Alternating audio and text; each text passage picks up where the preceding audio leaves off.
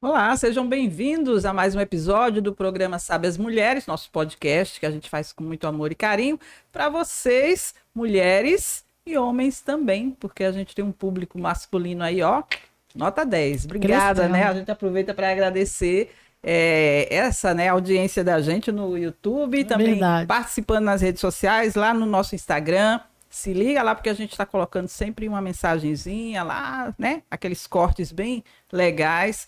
E olha, com muito prazer que a gente está aqui junto com Deise Mary Costa. Olá, Oi, Deise. estamos aqui de volta, né, Silvia? Que bom, né? Estávamos com E saudades. eu sempre tenho esse prazer de estar aqui fazendo esse Nós podcast. também. E aqui em João Pessoa, que é maravilhoso, né? Tudo bem você, Jardilene? Olá, meninas. Que bom estarmos aqui novamente, não é? É isso aí. Olha, hoje eu vou logo adiantando que esse tema é muito bom, é um tema polêmico, deixa de ser polêmico, porque a gente a gente está gravando esse podcast no ano de eleição e a gente sabe que o Brasil está mais do que polarizado, né? Então, assim, a gente tem que ter a noção de que nós somos cidadãos deste mundo ainda, né? É Nós somos verdade. cidadãos do céu, não é isso? Sim, Mas enquanto isso, nós somos cidadãos aqui dessa temos que terra. cumprir, né? Tudo E aí aqui. a gente tem nossa cidadania e participar, sim, da política, por que não? Dizem, né, que religião e política não deve ser misturada, né? Tem coisas bem polêmicas sobre isso. Mas olha, hoje a gente vai falar justamente sobre esse assunto, porque a gente trouxe, inclusive, uma pessoa que vai nos ajudar a compreender o nosso papel como cidadão em relação às eleições, em relação à política, e também sem deixar de lado nosso papel como cristão, porque a gente não pode perder as estribeiras e ter a desculpa desse acirramento político para pecar contra Deus, não é isso, Deise? Sim. Porque você é daquelas que fica brigando por conta de política? Não, né? Acho que Não, você não, tem esse não, perfil, não, de jeito nenhum. Aí cada um na sua, a gente respeita, né? Jardilene deve conhecer também gente que briga, mesmo se dizendo cristão, né? Mas nessas horas, nesses momentos, principalmente de eleição, as pessoas parecem que esquecem, né, os ensinamentos bíblicos e partem para a briga mesmo, né? De querer defender o que acredita, né? O que é que você acha disso, Às Jardilene? vezes até a consanguinidade, né? Até os afetos familiares são atingidos pelas questões políticas. Amigos, Nós estamos né? vendo Divisão isso dentro da no igreja, tudo no isso. nosso país, né? Divisão na igreja, divisão nas famílias, divisão nos lares por conta disso. Nós É temos isso, que gente. respeitar, né, a opinião dos outros e vivermos como os cristãos éticos e políticos que somos. É isso Verdade. aí. Jardilene, você tá vendo alguma coisa diferente? E você, Silvia? Menina, eu tô estranhando esse cenário aqui, ó. Então, Sabor Sabor Expresso. Expresso. Você sabia que é o mais novo cooperador nosso? É, Sabor Expresso. A Lucia ali, ela está ali perto ali da Bica, ela tem um restaurante ali. Vamos E explicar o que é a também bica, porque o pessoal Ah! de fora não vai saber o que é a bica, a não. Bica é um parque. Parece que Parque Arruda Câmara. Zoológico. Arruda Câmara. Câmara. Parque Arruda Nós estamos em Câmara. João Pessoa, Ela gente. tem ali, né, o Sabor Expresso, ele funciona de segunda a sábado para o almoço. É uma comida maravilhosa, uma comida caseira, feita com amor. E a recepção do local também é muito boa. A Lucy sempre está lá com aquela simpatia. E ela também tem o outro Sabor Expresso que fica ali no Carro Shopping Legal. Shopping, carro legal, né? É porque eu não sei, né? Como é que é? Fala aí. Acho que é shopping, carro legal. Isso, ela tá ali também, o Sabor Expresso, dando mais gostinho na vida daqueles que passam por lá e comem essa comida maravilhosa, feita com todo carinho. Ah, o preço cabe no teu bolso. É isso. Posso até falar, porque eu já conheci no tempo que eu trabalhava aqui em João Pessoa. Ah, é? Almocei lá, comida boa, bem caseira, bem gostosa, vale a pena. Sabe, as mulheres vão visitar. Vamos né? lá, um dia a gente vai lá. Vamos lá. Gente, obrigada então a Lucy, né? Porque está Obrigada, cooperando com o Lucy, nosso podcast. pela sua cooperação. Eu quero apresentar nosso convidado, que é o Yuri Daniel. Ele é presbítero, co-líder de ensino na Igreja Presbiteriana do Bairro dos Estados, que fica em João Pessoa. Ele é procurador da Fazenda Nacional, ex-professor de Direito, mestre em Direito Político e Econômico e é um expert em Teologia, e ele também se diz embaixador de Jesus Cristo. Esse é o principal. Esse é o melhor, né? Eu deixei por outro, mas é o principal. Ele também é o marido da Ráfia e tem 2 filhos, 2 crianças. Eu sei que uma está aniversariando, que é a Sofia, e o outro é o Noah. Parabéns para a Sofia. Deus Parabéns abençoe. para ela. Parabéns para sua família linda. Obrigado. Seja bem-vindo ao programa Sabe as Mulheres, tá? Obrigado, Silvio. Seja bem-vindo. Obrigado, Darlene. Agradeço demais o convite de vocês e eu penso que esse é um tema escolhido a dedo, viu? Parabenizo pela escolha de vocês, pela coragem também de tratar desse tipo de tema. É espinhoso. É Mas a gente tem que falar, né? É. Eu acho importante que a gente tenha essa consciência, É né? verdade. E assim, falando a verdade, né? Polêmica é bom e a gente gosta mesmo. Né? É verdade. Mas a gente chamou justamente você por entender do assunto de política e também ser um homem de Deus que vai ter esse equilíbrio aí de nos dar dicas, conselhos também de como a gente passar por esses momentos sem criar polêmica, não digo nem polêmica, mas briga mesmo, confusão e haver separação em família por conta de política, né? Sim, Não é por aí, tá? E aí eu queria primeiro pedir para a Deise fazer uma oração. Sim, pra claro. gente começar, pode ser, Claro, Deise? claro. Vamos lá. Pai, nós louvamos o teu nome, te glorificamos e te agradecemos por estar aqui, por essas portas abertas, por esse estúdio, ó Pai Celestial, que tem nos dado este privilégio, ó Pai Celestial, de levar informações a vidas, ó Pai Celestial. Muito obrigada por tudo, pela vida do Yuri, que prontamente aceitou estar aqui conosco, e pelas nossas vidas também. Nós te damos graças, ó Pai Celestial. Muito obrigada. Fica conosco, em nome de Jesus. Amém. Amém. Mas eu vou começar logo falando de algo assim que é polêmico, que foi polêmico. A gente teve recentemente aí um escritor, o Eduardo Bueno, que é chamado de Peninha. Foi bem falado isso nas redes sociais. Ele disse que evangélicos deveriam ficar no culto pastando e não votar. Deveriam ficar no culto pastando com o pastor e não votar. Porque, bom, ele certamente acha que o voto do evangélico não reflete aquilo que ele quer, né, ver lá no resultado. Então, sabe uma coisa que pode incomodar muito? Eu acho que isso é bom. Significa que o cristão, ele está fazendo a diferença em eleições, na política. Lógico que tem os maus exemplos e muitos, né? Mas tem também aqueles que estão dispostos a fazer a diferença. Então, a gente quer começar por aí. O que é que você acha desse pensamento de que os evangélicos, os cristãos, não deveriam nem votar? Esse aí está sendo radical, está dizendo que não deve votar, mas de misturar o assunto de política com religião. Qual é a tua opinião sobre isso? Acho que esses comentários, né, foram um pouco... Estou sendo bem suave, né? Foram exagerados, acho que radicalizados, ideológicos e penso que refletem um momento de polarização. Eu acho que é um bom exemplo, é um bom retrato de polarização, né? Uhum. Existe o extremismo tanto na questão de ideologia de direita, quanto o extremismo no caso da ideologia de esquerda. Então a gente está vivendo essa tensão, né? Essa corda esticada ou para um lado ou para o outro, e me parece que essas palavras elas refletem isso, né?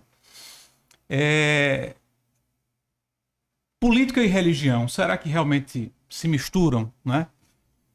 Na verdade, tudo está misturado. Tudo que existe está misturado. Não existe nada estanque, nada plenamente neutro.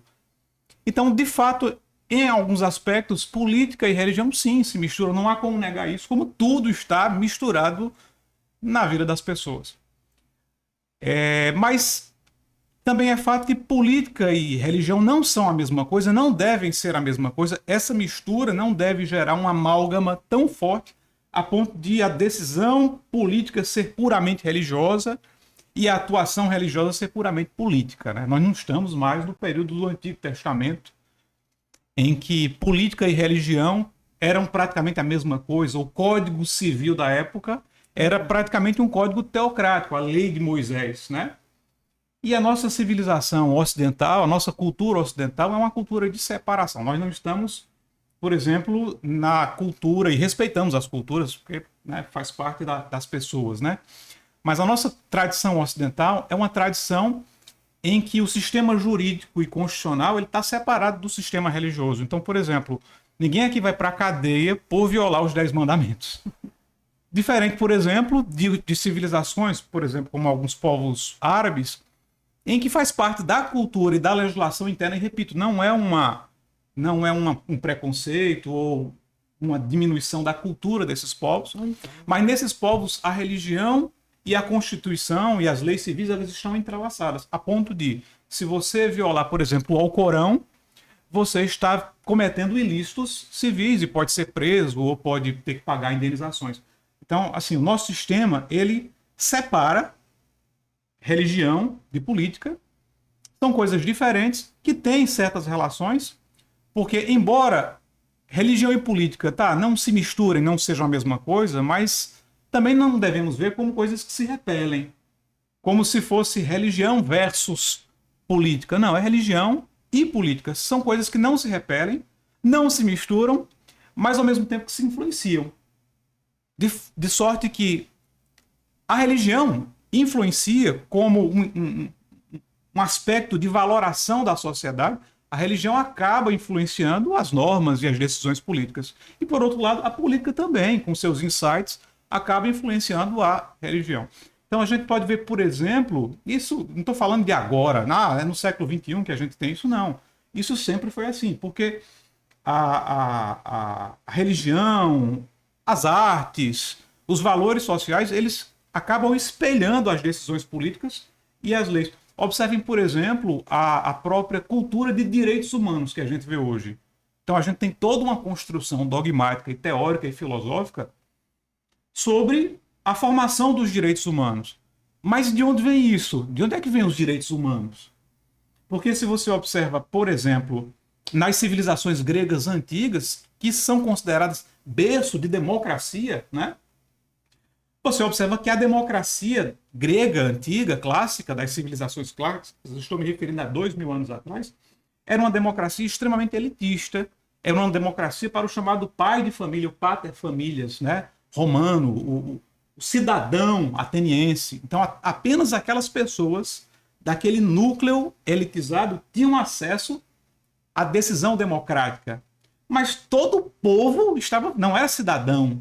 Então, a democracia era uma democracia elitizada apenas para o cidadão ateniense e o pater familias, o pai de família romano. Mas todo mundo ficava de fora. E aí, a maior parte da população era de escrava. Então, você tinha ali os escravos de Galé, todo aquele tratamento desumano para o nosso padrão, né? Em relação às mulheres, em relação aos escravos, até que vem alguém muito especial, para dizer o mínimo, um ser humano notável, para dizer o mínimo, extremamente evoluído, para dizer o mínimo. E nós, cristãos, cremos que não era apenas um ser humano, mas era a própria figura do Deus encarnado, que chega pregando coisas extraordinárias, contraculturais, que revolucionaram a sociedade escravista da época e continuam revolucionando a nossa sociedade até hoje. E aí vem a construção de uma teoria de direitos humanos. Então, se você observa os grandes teóricos do direito constitucional hoje, por exemplo, Ingo Sarlet, que é um grande nome brasileiro na doutrina dos direitos fundamentais, a própria doutrina em si internacional dos direitos fundamentais, ela é uníssona em afirmar que o cristianismo revolucionou a política e o modo de enxergar o outro e as leis. Então, os movimentos constitucionais, eles passam pelo cristianismo, né? A queda do sistema escravista romano passa pelo cristianismo.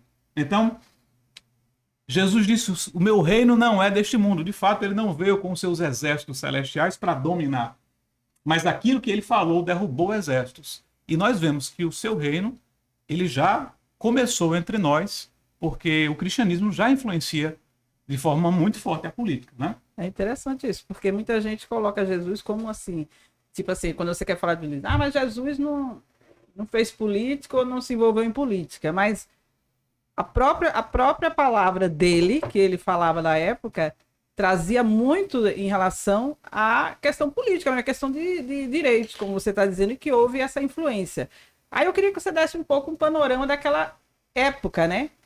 De como, daquele contexto em que Jesus estava, como era a questão política ali? Porque a gente sabe que tinha os fariseus, tinha os saduceus, aquele povo que assim, foi contra, né, Jesus, porque era como se fosse uma ameaça para eles, mas eles eram envolvidos politicamente, né, estavam submissos aos romanos, queriam um reino que acabasse, que desse aquela liberdade para eles, e Jesus veio diferente do que eles imaginavam, que eles não aceitavam, talvez por isso. Queria que você explicasse um pouco o contexto da época, politicamente, em que Jesus estava. Sim, sim. Silvia, Deise, Jardilene, na verdade tudo é política, né? Então, assim, dizer que Jesus não se envolveu com política assim, é meio que tapar o sol com a peneira, porque nós estamos aqui fazendo política, mesmo dizendo, eu não gosto de política. Mas quando você já faz essa valoração e diz eu não gosto de política, você já está tendo um posicionamento político. Então, assim, o ser humano, eu não gosto de dizer que o homem é um animal nunca, tá? Mas eu vou repetir uma frase clássica de Aristóteles, e eu concordo nesse sentido, e não, porque eu acho que a palavra animal acaba diminuindo a grandeza do ser humano, né? Que foi feito à imagem e semelhança de Deus. Então eu não gosto de dizer o homem é um animal político. Mas eu queria explicar o contexto. Não é animal no sentido de diminuir o ser humano, mas é no sentido de ânima. O homem, ele tem inclinações políticas sempre. E nós fazemos política em tudo. Então, por exemplo, quando na minha casa eu combinei com o Rafa que eu lavo a louça e ela seca, por exemplo, nós estamos fazendo política familiar. Ou quando nós decidimos ter apenas 2 filhos e não 3 ou 4 ou 10, nós estamos fazendo planejamento familiar. Isso é política interna do nosso lar. A nossa igreja tem a sua política interna, temos as eleições internas, né, da igreja. Assim, tudo, um professor, ao escolher a matéria, a grade curricular, tudo isso é política. Então nós somos animais, no sentido do ânima, né? Nós somos animais políticos, fazemos política em tudo. E em relação à questão de política governamental, a origem da expressão política vem de polis, né? É um radical grego, e que faz referência à polis grega, as antigas cidades de estado da Grécia, né? Você tinha ali Esparta, Corinto, Atenas, e tantas outras cidades que eram as polis. Então, o que é política originalmente? É a arte de governar a polis, a cidade. Então, nós estamos sempre fazendo política. Precisamos que estamos todos no mesmo barco, gente. Então, a cidade de João Pessoa é um grande barco. Eu não sou uma ilha, a minha casa não é uma ilha. Eu preciso que o prefeito governe esse barco e que o governador governe o navio e que outro governe a outra estrutura e que nós tenhamos essas pessoas que nos auxiliem para que nós tenhamos uma vida tranquila. E a gente pensa que às vezes isso está separado da igreja, porque a gente às vezes separa o secular do cristão, mas não. Romanos, a carta de Paulo aos Romanos demonstra que essas pessoas, elas também são pessoas escolhidas por Deus, para que nós cristãos tenhamos uma vida tranquila. Então, nós cristãos temos que nos envolver como Cristo se envolveu com a política. Que é a declaração mais política e bombástica do que é de Jesus quando ele disse: o meu reino não é deste mundo. Ou quando ele diz: dai a César o que é de César, a Deus o que é de Deus. Né? Então, assim, é uma falácia, né? É uma diminuição do sentido tão importante e bíblico da política. Né? A política é muito importante. A época de Jesus foi uma época também muito polarizada. Eu acho que a história se repete. Não porque ela é circular, mas é porque o homem é pecador. Então são os mesmos pecados. Né? Digo que a história não é circular porque essa é uma visão filosófica ateniense, de que as coisas vão se repetindo aleatoriamente e sem um sentido. Nós cristãos não cremos nisso, não cremos numa história que apenas se repete. Nós cremos numa história escatológica que começou com Adão e que vai terminar com o reino celeste. Aqui, nós somos, pelo menos eu sou a milenista, né, de Jesus Cristo. Então nós não cremos numa história que apenas se repete aleatoriamente, mas nós cremos numa história que vai até o final e culmina no governo final de Jesus Cristo. Então tudo parece que se repete, mas na verdade tudo apenas reforça o caráter pecaminoso do coração do homem que repete o mesmo pecado. Se você observar a Gênesis, os mesmos pecados políticos de Abraão são os pecados de hoje. As radicalizações da época se repetem hoje. O radicalismo de Faraó se repete hoje. Quer no lulismo, ou quer no bolsonarismo, Verdade. ou quer no chavismo, ou quer no trumpismo. É tudo a mesma coisa. É tudo a continuação de Gênesis, do livro bíblico de Gênesis. E nos dias de Jesus você tem exatamente esse cenário de radicalização. Você tinha vários partidos políticos que geraram seitas ali no período, especialmente de 2 séculos antes da vinda de Jesus Cristo, né? Você teve muita radicalização política, principalmente em oposição política dos judeus aos governos grego e romano que se estabeleceram ali naquela época. Você teve um período do período Seleucida, em que houve um domínio grego sobre a Judéia. Você teve o período ptolomaico depois, em que houve também um domínio grego sobre a Judéia, mas agora de outra família, a família dos Ptolomeus.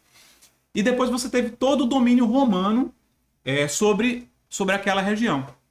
Então, foi um momento em que, em razão dos povos estrangeiros na Judéia, o sentimento de nacionalismo, né, o sentimento anti-imperialista, está na moda a gente falar em anti-imperialismo hoje, né? O sentimento anti-imperialista, ele dominava o coração das pessoas. E esse sentimento anti-imperialista, ele acabou se misturando com o cunho religioso messiânico. Eles acreditavam na vinda de um Messias. Então, aí misturou-se de forma equivocada a política com a religião. Ora, precisamos de um libertador. Mas Deus, religião, nos prometeu que viria um Messias. Então, eles associaram equivocadamente o Messias, a religião, deve nos libertar desse domínio político. Aí criou-se um messianismo político-religioso que acabou confundindo a cabeça deles. Eles esperavam esse grande libertador, né? E foram até enganados. E Jesus profetizou que viriam falsos cristos que enganariam até os escolhidos, se possível. E, de fato, naqueles dias surgiram diversos falsos messias, né? Diversas revoltas judaicas. Bar Kokhba, né? O chamado Filho da Estrela, foi um dos mais notáveis, que gerou no século II a expulsão dos judeus pelo imperador Adriano de Roma. E aí é história, né? A diáspora, eles foram espalhados pelo mundo. Então, naquela época, várias seitas nacionalistas. Você tinha o farisaísmo, que era uma das seitas, né? Você tinha o saducaísmo, que era outra das seitas. Então, o farisaísmo, uma seita que primava pela pureza espiritual e por uma adequação aos textos bíblicos. Só que o cânon bíblico dos fariseus era maior que o cânon bíblico dos saduceus. Os fariseus criam em escritos posteriores a Deuteronômio. Já os saduceus não, eles ficavam mais adstritos ao Pentateuco, a Gênesis, Êxodo, Levítico, Números e Deuteronômio. Por isso que tem aquelas questões que os saduceus não criam, por exemplo, nos anjos ou na vida após a morte, justamente porque não tem essa previsão tão clara no Pentateuco. Diferente os saduceus não criam, os fariseus, por sua vez, criam, né? Interessante que os fariseus eles tinham mais facilidade com a mensagem de Jesus Cristo. Muitos se converteram, muitos fariseus, justamente por essa proximidade de Jesus Cristo com escritos também posteriores ao Pentateuco, né? Então havia ali um sentimento, havia movimentos mais radicalizados, inclusive que pegavam em armas. Então você tinha o grupo dos sicários, uma referência à sica, né? Aquele facão meio torto, característico do Oriente Médio. Então você tinha os sicários, os zelotes, os herodianos, né? Grupos mais favoráveis ao domínio romano. É como se a gente comparasse hoje com pessoas que são favoráveis à ingerência de Trump, por exemplo, na nossa política. Tinha isso naquela época. Parecido, né? Então, o contexto, se você olhar, o contexto é igual. Não é, O contexto é mera igual. semelhança. É como alguma coisa você assim. mesmo falou, se repete. Se repete. Não, e como eles tiravam por exemplo, eles detestavam o domínio dos romanos, né? Mas quando foi para crucificar Jesus, condenar Jesus, eles foram recorrer aos romanos porque sabiam que aquela influência ali ia ter o fim que eles desejavam, que era Sim. matar Jesus. Então, nessas horas é bem conveniente, né? Sim. E a gente vê muito isso atualmente, né? Eles recorrem ao poder lá de cima maior para poder ter o fim que desejam, né? Sim. E, Silvia, me perdoa. pode falar. E só para não perder, eu tenho TDAH, eu estava dizendo agora há pouco que eu tenho esse negócio. Gente, se eu interromper vocês, não é mansplaining, que o pessoal fala hoje que eu me interrompo mulher. Não é isso não, tá? Fica à vontade, Não é isso a não. gente tá aprendendo. Mas é por conta do meu TDAH, aí às vezes, seja com homem, seja com mulher, eu vou e atravesso, eu Não vou se esquecer. perde. Por isso que eu fico sempre... Agora eu criei esse hábito da agendinha, eu vou anotando para eu não tentar não interromper. Mas pode falar, fica à vontade. Mas você vê como Jesus era um ser humano diferente, né? Falando ser humano, não é... Tô sendo liberal aqui, não. Ele é Deus mesmo. Mas veja como ele era diferente. Ele conseguia, numa mesma mesa, fazer sentar juntos um publicano, cobrador de impostos, ligado ao sistema romano, né? Mateus. Com o Mateus. É. E do outro lado, Simão Zelote. Zelote. Veja, um rebelde radical, revolucionário, marxista, pra gente usar a linguagem de hoje. Que hoje Pra seria- ter- Do outro lado, um bolsonarista radical. Veja como o Senhor... Pedro seria o quê? Não sei, realmente. Pedro, realmente eu não sei. Pedro é o quê? Um judeu mesmo, assim, aquele bem... Se a gente fosse enquadrar, talvez ele tivesse mais pro lado direito, né? eu acho. Porque Pedro era um nacionalista, né? Esperando a vinda do Messias, né? Sim. Tanto que quando o seu irmão, André, que era irmão de Pedro, André era discípulo de João Batista. Então, quando João Batista diz assim a André, André, eis o Cordeiro de Deus. André corre para anunciar para Pedro e diz assim, achamos o Messias. Então, veja, tinha a questão espiritual do chamado de Deus, óbvio, mas também tinha a questão política. Olha, o Messias chegou, ele vai libertar o povo, entendeu? Então, assim, ele tinha, como todo bom judeu, essa expectativa messiânica. Por exemplo, Simeão e Ana, aquela passagem que eles vão e encontram o bebê quando Jesus foi ser Sim. circuncidado, né? Sim. Então, quando Simeão vê Jesus, diz assim, olha, agora, Senhor, já pode despedir o teu servo, porque os meus olhos já viram a salvação para o teu povo de Israel. Ou seja, a ideia do Messias que acabaram de chegar, né? Mas muita confusão, né? Política e religiosa. Mas Jesus fazia tudo com muita sabedoria. E assim, eu acho que é uma lição para nós até hoje, né? De como a gente realmente deve encarar isso. Porque a Bíblia não deixa de falar da questão das autoridades, que é uma coisa que a gente tem que lembrar sempre. Eu sei que a gente tem raiva, a gente... tem hora que a gente fica realmente chateado com o que está acontecendo, né? No Brasil, a gente pensa muita coisa ruim, mas a gente tem que lembrar de que a Bíblia fala que nós devemos orar pelas autoridades e ter a certeza de que as autoridades são constituídas por Deus. Quer dizer, depois que a gente tem essa consciência de que todos os governos estão debaixo do governo maior que é o de Deus, a gente fica mais tranquilo, porque a gente sabe que está tudo no controle dele. Quer gostando a gente ou não, está no controle dele. É verdade. Eu li uma passagem também, achei muito interessante, Jeremias 29, quando ele escreve a carta para o rei que pegou os israelitas e levou, né? E ele fala que o próprio Deus fala na carta, né? Que eu permiti que o meu povo ficasse ali debaixo daquele jugo. E aí ele fala para o povo, casa, plante, construam, aumentem, não diminuam e orem pela paz, né, da Babilônia. Porque se a Babilônia tiver paz, vocês vão ter paz. Porque o cativeiro duraria 70 anos. E eles ficariam ali. Mesmo que outros profetas fossem ali dizer que ia passar rápido, não ia. Eles iam ficar 70 anos naquele lugar. Como você está falando, que toda a autoridade é constituída por Deus. Nosso dever como cristão também é orar. Às vezes a gente cria tanta raiva do que está lá no poder, né? Tomara que morra, tomara que isso. Mas as pessoas falam mesmo, né? Ai, não sei o que lá. Não, mas a gente como cristão, a nossa arma é orar.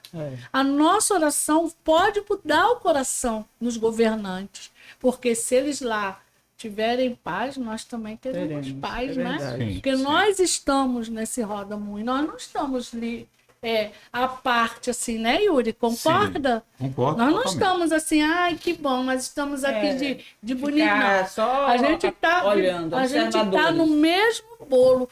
Então a gente tem que orar, como você falou, né? Que toda a autoridade, eu concordo. E aí eu queria...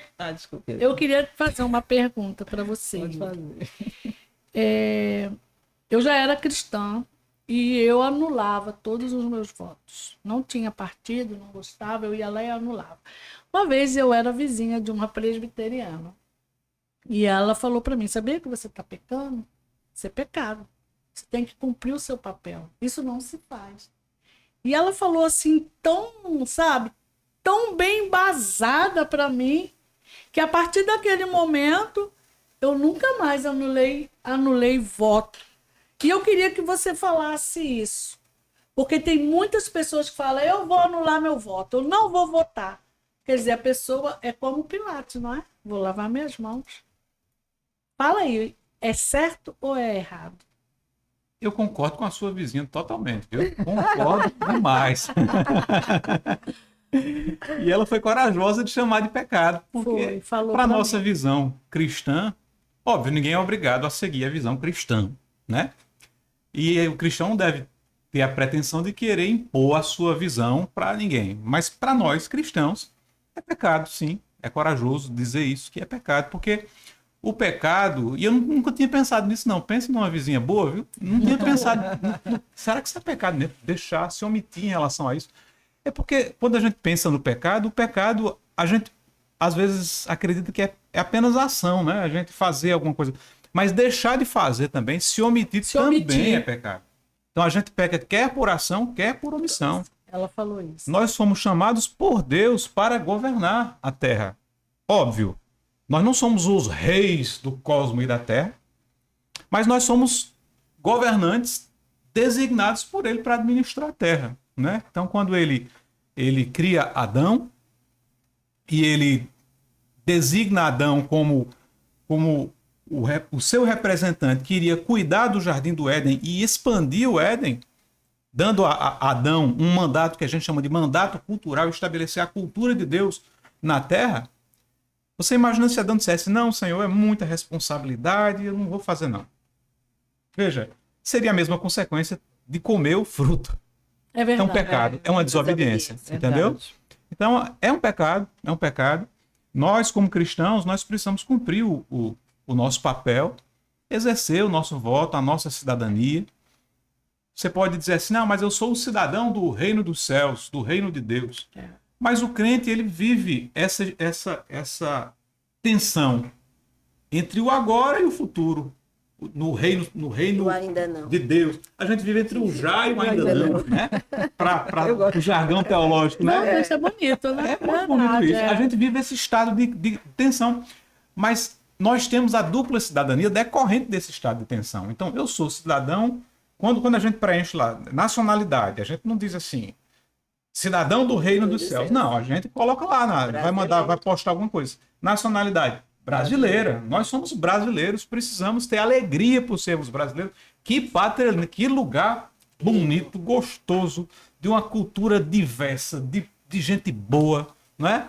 Então, assim, é muito bom ser brasileiro. Vamos votar, meu povo, né? Agora vamos falar de equilíbrio, porque a gente fala muito, a política desequilibra um pouco as coisas. As pessoas ou tem aqueles que vão para a demonização dos políticos, ou aqueles que idolatram políticos, né? Isso, inclusive os crentes e muitos cristãos que colocam um político como se fosse o que nunca erra, que é aquele que é o perfeito. Então, vamos falar um pouco do equilíbrio, como é que a gente deve avaliar isso e como a gente deve achar esse equilíbrio na hora de escolher nossos representantes realmente. A gente é desequilibrado. Eu estou falando de você, estou falando de mim, viu? Mas eu vou explicar. Foi muito profundo. Agora foi tremendo. Foi bem sincero. Desculpa, gente. Desculpa aí vocês, gente. Mas é a verdade, gente. Com a queda, a gente ficou muito desequilibrado. Adão e os seus filhos. É verdade. Nós ficamos desequilibrados. A nossa mente ficou... Gente, a gente tá sempre no extremo. Ou a gente tá no 8, ou a gente tá no 80. É verdade. Né? Ou você faz uma dieta super rigorosa, ou você tá comendo aquela torta, aquele petit gâteau gigantesco. A gente tá sempre nesses extremos, gente. Parece uma sanfona. A gente vai e vem.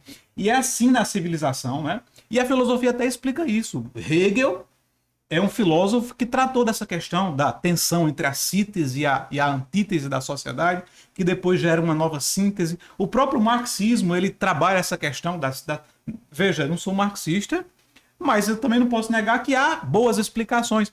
Então, veja, a gente está sempre nesse conflito, nesse estado de tensão.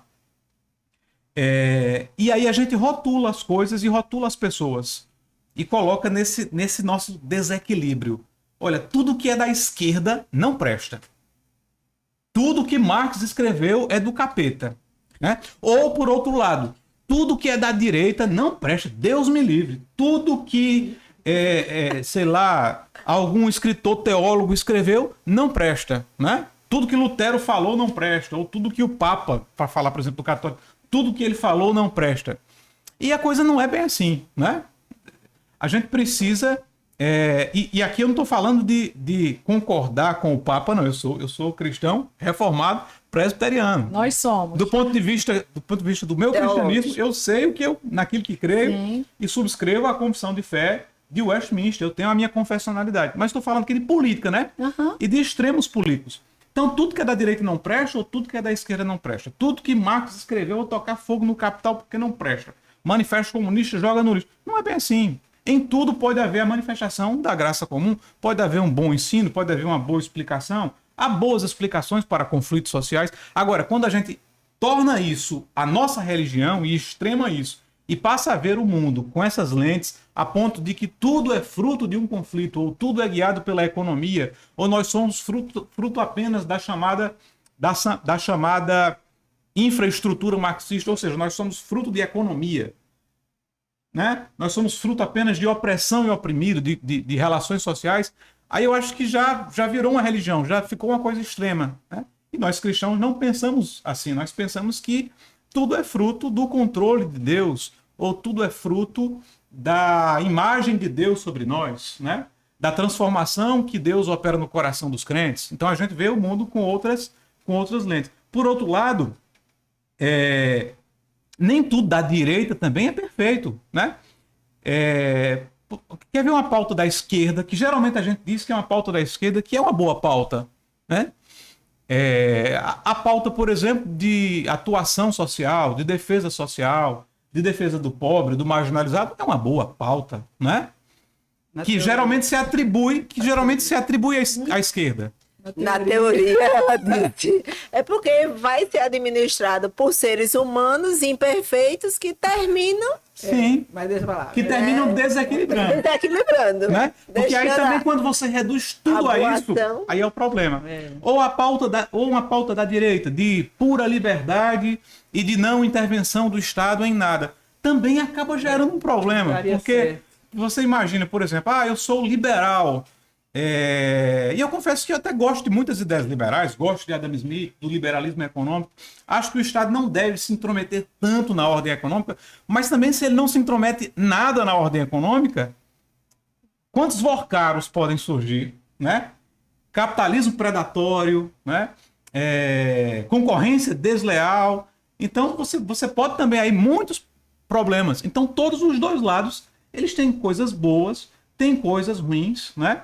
E rotular as pessoas e as coisas, por exemplo, dizer assim, tudo que o governo Lula fez não presta. Eu acho que isso não é um bom caminho, entendeu? Tudo que ele fez não presta. Ou tudo que Bolsonaro fez não presta. Eu acho que isso não é um bom caminho. E a gente está indo por aí, sabe? É verdade. Eu acho que a gente poderia, radicalizando, a gente poderia enxergar boas coisas de um lado, boas coisas do outro.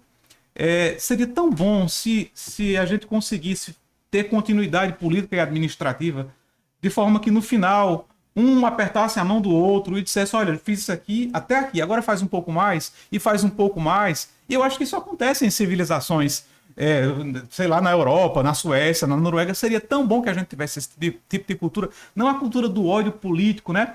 Porque acaba, essa polarização dos próprios políticos acaba refletindo na sociedade. A gente não tem uma ideia de gestão, de projeto. A gente sempre fica nessa, 4 anos, aí depois o outro vem, destrói, o outro vai, e a gente não tem um projeto. Até as cores dos bens imóveis, às vezes nem precisa mudar, mas a pessoa muda, se mudou o partido, que foi eleito, mudam as cores, que é para dizer que era um novo partido, que não teria sentido. Porque Sim. o ideal era Entendeu? que Era que se houvesse vissem realmente essa resultados para a continuidade. população, né? Sim. Isso é o que valeria, mas é muito aquela coisa do que eu fiz, o que eu estou deixando. Então, Sim.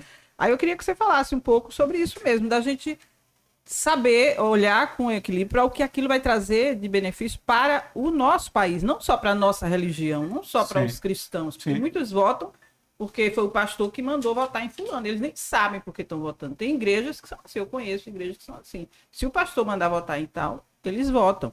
É como se fosse um curral eleitoral, como era antigamente. A gente sabe que acontece isso dentro das igrejas, mas o crente, o cristão, o evangélico, ele tem que ter a questão do conhecimento mesmo, saber, peraí, eu vou votar nessa pessoa por quê, né? O que é que ele defende que eu concordo ou não. A gente não vai achar sempre candidatos que sejam crentes como nós, presbiterianos como nós, para nos representar como presbiterianos. A gente tem que pensar a nível maior, né? Da população mesmo e do nosso futuro. Então, Sim. dá uma dica para a gente sobre isso, de quais são os critérios que a gente deve avaliar nesse momento em que a gente vai escolher com sabedoria. Silvio, Ele só anotando ali. O que é que ele vai a gente precisa entender que um político, mesmo que ele seja cristão, ele não deve governar apenas para os cristãos. Veja, o que rege a vida em sociedade é a pluralidade, certo? O que rege a vida em sociedade não é a Bíblia. Meu irmão, que heresia é essa? Não, o que rege a vida em sociedade é a Constituição, que está debaixo da Bíblia, porque Deus é o Senhor sobre todas as coisas, né? Nós cremos que Deus é soberano sobre todas as esferas, é a chamada soberania das esferas. A política e a religião, ele governa sobre tudo, né? Até Abraham Kuyper, na Holanda, se notabilizou como neocalvinista por defender isso. Era um político holandês e que defendia isso, que essa separação entre o Estado e a religião, mas sabendo que Deus controla todas as coisas, né? Então, o político cristão, ele não deve governar só para cristão. Inclusive, falo isso em relação à questão da liberdade religiosa. O político cristão, ele não deve governar apenas para o público cristão, protestante, por exemplo. Ele deve governar para os católicos. Ele deve governar para as pessoas que acreditam nas religiões de matriz afro. Ele deve governar para todos. Por quê? Porque ele está debaixo da Constituição e a vida em sociedade requer pluralidade. E, gente, nós cristãos não precisamos forçar ninguém, através da religião, a crer no cristianismo. O próprio Jesus não queria isso. Se tinha alguém que era um democrata nesse sentido, era o próprio Cristo. Não é? Óbvio, ele não veio para tratar de democracia em si. Mas o próprio Cristo... Há um certo episódio em que alguns samaritanos, algumas pessoas de uma aldeia samaritana, não quiseram receber a Cristo e aos discípulos. Aí alguns discípulos mais radicalizados, né? Sei lá, na polarização política, ou de direita ou de esquerda, chegaram para Jesus e disseram: Senhor, não estão nos recebendo. O Senhor não quer que a gente ore para que desça fogo do céu e consuma. Você já pensou que forma de convencimento das pessoas? Fogo do céu. Não, Jesus disse: não faz isso não, gente. Não é assim não, tá? Então veja, não é porque eu sou um político cristão que eu quero que todas as pessoas se convertam ao cristianismo. Não, não é isso. E se você observar na história da igreja, a própria laicidade, o conceito de separar política de religião, ele vem da Reforma Protestante. Porque na época da Idade Média, política e religião estavam juntos, né? Você tinha o papado que tinha poder político. Então, foi uma bandeira de Calvino, uma bandeira de Lutero, de Zwinglio e de Ecolampadius na Suíça, de tantos outros reformadores, separar isso e dizer: não, são esferas diferentes. Então, a gente tem que ter essa consciência de que se governa para todos. Mas também a gente não vai votar em alguém que tem pautas que vão se chocar com nosso conhecimento bíblico. Eu pelo menos, eu penso assim: eu não vou votar em uma pessoa que defende o aborto, por exemplo. Perfeito. Não votaria. Eu também não voto. Essa é a minha posição. Por quê? E tem gente que não gosta desse posicionamento, Silvia. E diz assim: não, porque está querendo impor a sua religião. Mas veja, isso não é impor religião. O que seria impor religião? Seria dizer: desça fogo do céu. Tipo, quem não crê no cristianismo vai ser preso. Isso é impor religião. Ou mesmo ter um Estado que subvencionasse, financiasse igrejas protestantes. Isso não, isso é inconstitucional. Isso fere o artigo 19 da Constituição. Isso não, tá? Agora, é natural que as decisões políticas reflitam os valores da sociedade. Não há como você separar as convicções filosóficas, religiosas, teológicas de uma pessoa em relação às suas manifestações políticas. Então não há como você querer, por exemplo, que um ateu não leve para o debate, para a acrópole das ideias, a sua cosmovisão ateísta. Não há como você dizer que um marxista não vai levar a sua visão marxista, não há como você dizer que um cristão que tem uma filosofia, uma cultura e uma religião, mas que é também uma cultura histórica, que ele não vai levar isso para o debate das ideias. Ele tem que levar isso para o debate das ideias, porque isso faz parte da essência dele. Natural. E nós cristãos ainda mais, porque nós cremos que nós não somos mais a mesma pessoa de quando nós nascemos. Eu não sou aquele bebezinho que nasceu em 25 de outubro de 1984. Eu creio que quando eu tinha mais ou menos 18 anos, em um certo momento, o Senhor me fez uma nova criatura. Então eu sou uma nova pessoa. Como essa nova pessoa não vai refletir os valores de Cristo na Câmara dos Deputados, no Senado, ou na Presidência da República, ou numa Câmara de Vereadores? Então não há como separar isso. Isso não é impor religião. Pensar o contrário, pelo contrário, é impor a sua cosmovisão, não é? É impor o seu campo de ideias e sufocar o meu pensamento religioso e a minha liberdade religiosa. Então, na verdade, me parece que a questão está invertida. Nós não somos o agressor nesse caso, me parece que nós somos mais a vítima, e isso tolhe a nossa liberdade religiosa e a nossa liberdade de consciência. Um dos maiores juristas desse país, Jardileno, que é da Justiça, né? Um dos maiores juristas desse país, está no rol dos 3, está no top 3. Miguel Reale, né, junto com Ponce de Miranda, com Rui Barbosa. Miguel Reale, ele costumava falar muito sobre fato, valor e norma. E ele dizia que a norma, ou seja, a decisão política, a Constituição, as leis, os regulamentos, tudo que sai do político, a norma, ela não é criada da cabeça de alguém, não. A norma, ela é fruto dessa síntese dialética, e vem um pouco de marxismo de Miguel Reale, mas é da síntese dialética entre os fatos e os valores sociais, ou seja, trocando em miúdos. As normas, as decisões políticas, elas refletem o espectro valorativo e cultural de uma sociedade. O cristianismo faz parte da cultura do brasileiro, gente. O brasileiro, ele tem valores relacionados à vida, ele tem um conceito de vida muito peculiar, que é judaico-cristão, né? É um berço, é um caldo cultural que é muito importante e não pode ser desprezado, sob pena de tolher a liberdade de pensamento e de crença das pessoas. E né? que bom que impõe limites, porque senão a nossa tendência já é fazer tanta coisa ruim. Imagine se não houvesse esses limites. O tempo corre e eu estou aprendendo muito aqui. Não foi pessoal, não, viu? Eu só queria perguntar, como cristã, aí tá lá os dois candidatos, o cristão e o não cristão. E a proposta do cristão, né, não responde à expectativa minha, no caso. Mas a outra, do outro, responde à expectativa, é o que eu espero, é alguma coisa que eu... Então, o cristão, ele só deve votar em cristão ou não? Ou é errado não votar no cristão? Não a favor de pessoas que defendem o aborto, essas coisas assim. Mas uma pessoa que tem uma vida idônea, um bom testemunho. Porque tem pessoas boas, e tem boas entre aspas. E tem cristão que envergonha o nome de cristão. Justamente. Pelo E amor aí, de o que Deus. você me responde? Eu vou falar por mim. Eu costumo, dentro da minha paleta de cores de candidatos, eu costumo usar uma linguagem da minha esposa. Eu gostei disso. paleta de cores. Eu costumo selecionar entre cristãos. Agora, é uma preferência minha. Dizer que é pecado votar num não cristão, eu não vejo como pecado. Também acho que não. Porque todas as pessoas, Deise, elas têm ainda, apesar da nossa queda, apesar do velho Adão, que nós cremos nisso, né, que todos são pecadores, mas todas trazem em si alguma coisa boa ainda, que é reflexo do que a gente chama de graça comum de Deus. Sim. Então, há bons valores, há valores corretos, há valores éticos e honestos, inclusive em pessoas não cristãs. Sim. Há, inclusive, pessoas não cristãs que se destacam por um valor ético e moral de excelência, uma boa pessoa, um bom cidadão. Então, acho que... Agora, a gente tem tanto bom candidato cristão que eu acho que não vale a pena.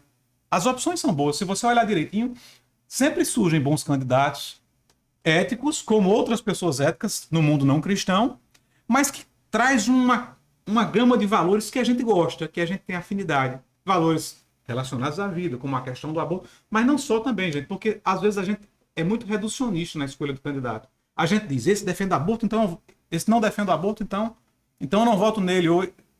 Então a gente, por causa do aborto, a gente seleciona. Mas, gente, um político é tão complexo, ele vai passar 4 anos ali, talvez a questão do aborto nem seja pautada, sabia?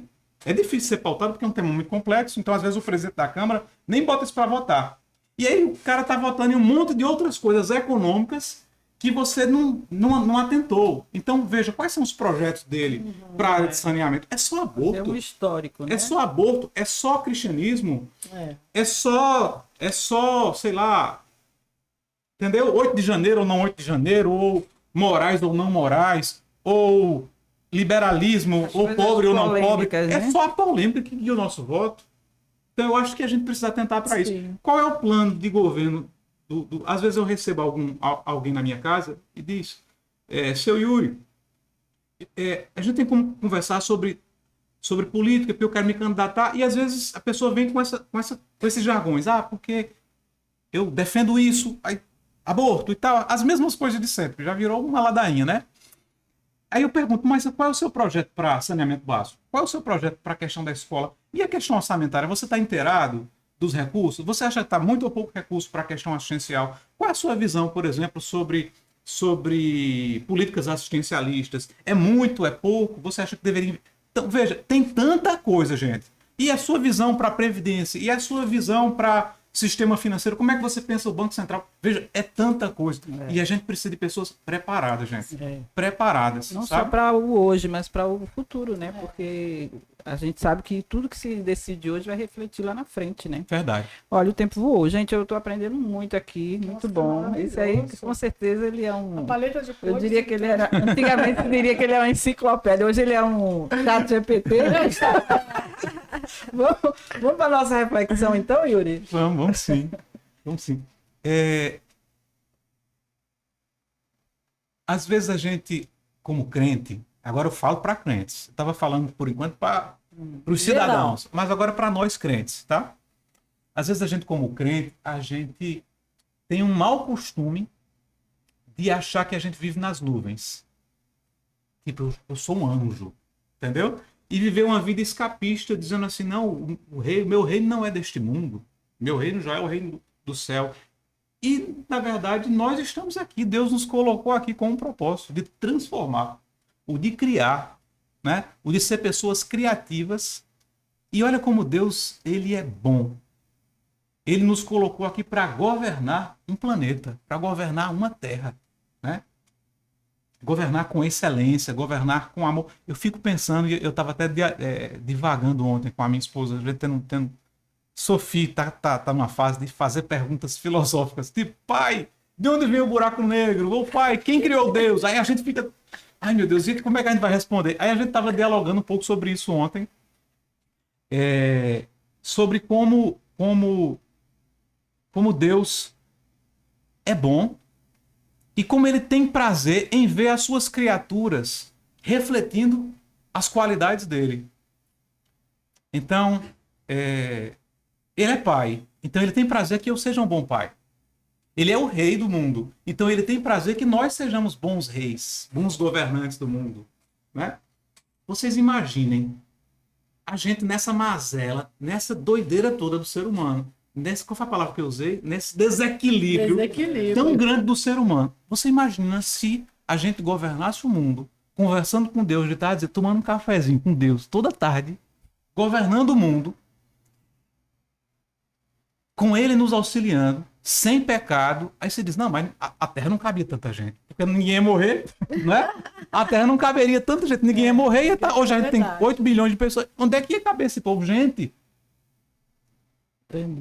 a gente, se a gente governasse com Deus sem pecado, a imagem e semelhança total de Deus, a gente já tinha feito tanta IA, Tanta inteligência artificial. Agora que a gente vem inventar IA. A gente já tinha explorado tantos planetas aí fora, a gente já tinha feito tanta coisa no mundo que o reino de Deus está... A gente já teria saído há muito tempo do Éden e da Terra, eu tenho certeza. Agora, isso aqui não está na Bíblia, não. Isso aqui é um achômetro, assim, bem especulativo, tá?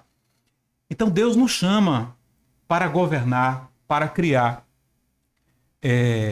Dentro da cultura do judaísmo posterior, daqueles dias de Jesus, havia uma outra seita que eu esqueci de mencionar, que era a seita dos essênios. Eram homens das cavernas mesmo. Eles diziam assim, olha, a política não nos interessa, está toda corrompida, está com Roma aí misturada com vocês. A religião também está corrompida, a gente não aceita o sacerdócio de Anás e Caifás, nós somos adoquitas, que queremos um filho de Zadok, que era um sacerdote da linhagem real de Davi. Então eles foram viver nas cavernas, foram ser homens das cavernas, literalmente, né? E aí, hoje em dia, tem muita gente, muito crente assim, que vive nas cavernas e diz, não vou votar não vou porque a política não presta, é tudo igual. Gente, é nosso dever votar. E é nosso dever, como cristãos, fomentar na igreja de Jesus Cristo pessoas que queiram ser políticos para a glória de Deus. Né? A gente estimula tanto as pessoas a serem pastores, e é tão bom isso, a gente estimula as pessoas a serem bons padeiros, bons empresários, bons servidores públicos, né? Bons entrevistadores, bons jornalistas e os bons políticos. A gente demonizou isso aí, é hora da gente trazer de volta e colocar na cabeça da criança e dizer, meu filho, talvez se você quiser, você pode ser um ótimo político, entendeu? E ensinar isso a ele, e um político que leve os valores cristãos e que saiba defender a fé cristã no espaço público, sem precisar dar em ninguém, sem precisar romper as pontes de diálogo com outras pessoas. É possível, gente, colocar aqui na mesa um lulista e um bolsonarista e a gente sair aqui conversando numa boa, entendeu? Um perdeu, um ganhou, e a gente conseguir chegar numa síntese boa e que, para nós, se refletir os valores do evangelho, já está ótimo, entendeu? Então, vamos sair da caverna. Vamos sair da caverna. Vamos enfrentar o debate público, o debate democrático, né? Outro problema nosso é que às vezes a gente quer instituir uma sociedade teocrática. Não, o ambiente é democrático mesmo. Precisamos ter liberdade de ideias, dialogar com as pessoas, né? E demonstrar para todos que a nossa religião, ela não é uma religião infundada, fundada no vazio, é um salto no escuro, não. A nossa religião é uma cultura, é uma fé, né, histórica, sólida, viva e plenamente defensável, como todas as outras correntes que existem. Né? Nós não temos que nos envergonhar do Evangelho de Jesus Cristo, quer porque ele é poder de Deus para a salvação do que crê, quer porque ele não é um mito, ele é uma história, ele é uma cultura real.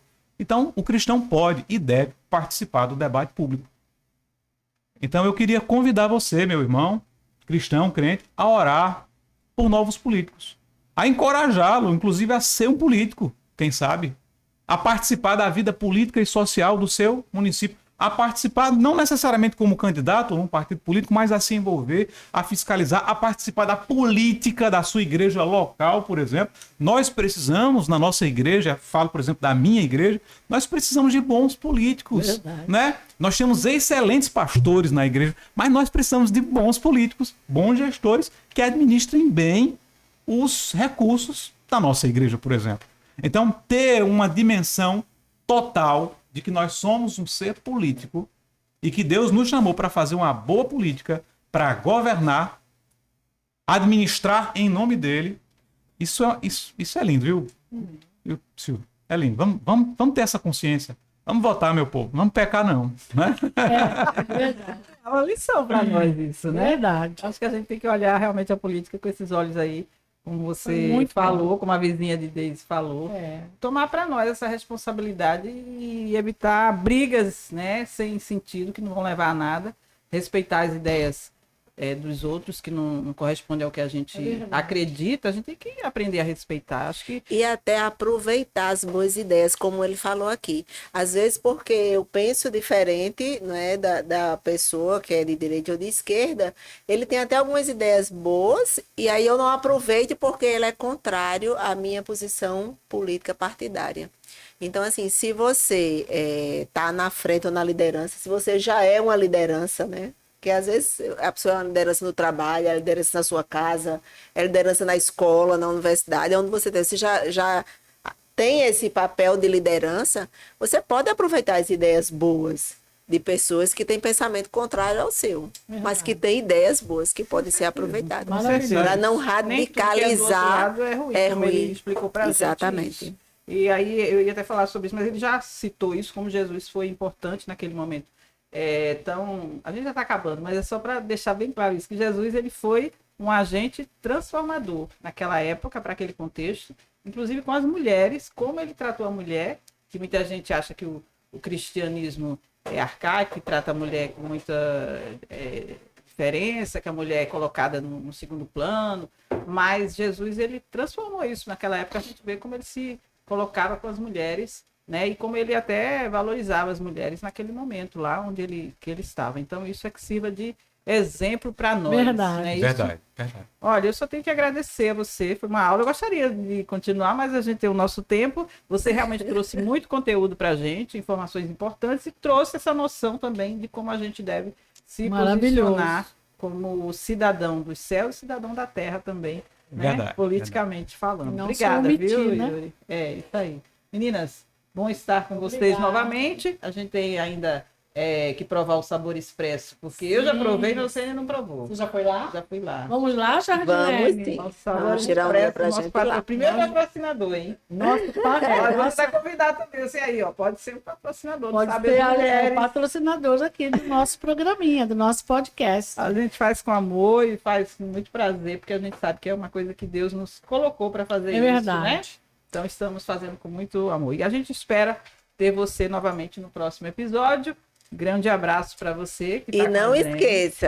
não esqueça de deixar o seu like. Isso. Se não for ainda assinando o nosso canal, assina lá, que não custa nada, é só lá tocar e se Compartilhar. inscrever. Ativa o sininho e compartilha com os amigos. Passa esse contato para aquele povo que vive brigando por conta de política. Manda assim, ó, para os dois lados. Pode ir para os dois lados que tá tudo certo. Você que acha que tem que se omitir e não votar, você tá pecando, hein? Pode falar, Yuri. Eu posso só divulgar eu vou voltar a publicar. Eu tenho um canalzinho em que eu, às vezes, coloco algum insightzinho bíblico. Uhum. E tá um pouco parado, porque tá um caos lá em casa nesses dias, mas eu quero voltar é um dos meus projetos para esse ano, voltar a postar lá. Canal. Eu acho que eu já vi teu canal. E agora um Eu- incentivo. Vem aqui, tá fazendo a propaganda, vai ter que colocar. Não, vou ter que Siga colocar. aí nas redes sociais. É o Bíblia pra Já no Instagram. Então eu tenho sim, postado sim. lá, Bíblia pra Já, Vou tudo até junto. segui-lo. Aí segue lá. A gente já segue. Tá, eu prometo que eu vou postar alguma coisa por lá, de vez em quando. Vai viu? mesmo, porque sempre é conteúdo bom pra gente aprender Sim. mais, viu? Muito obrigada. Obrigado. Obrigado a vocês. Muito E obrigado. parabéns pra Sofia, né? Sofia. Parabéns para Deus abençoe. Obrigado, Tchau. gente. Obrigado. Gente, tchau, até o próximo Tchau, episódio, até o se Deus próximo. permitir. Beijão. Beijão.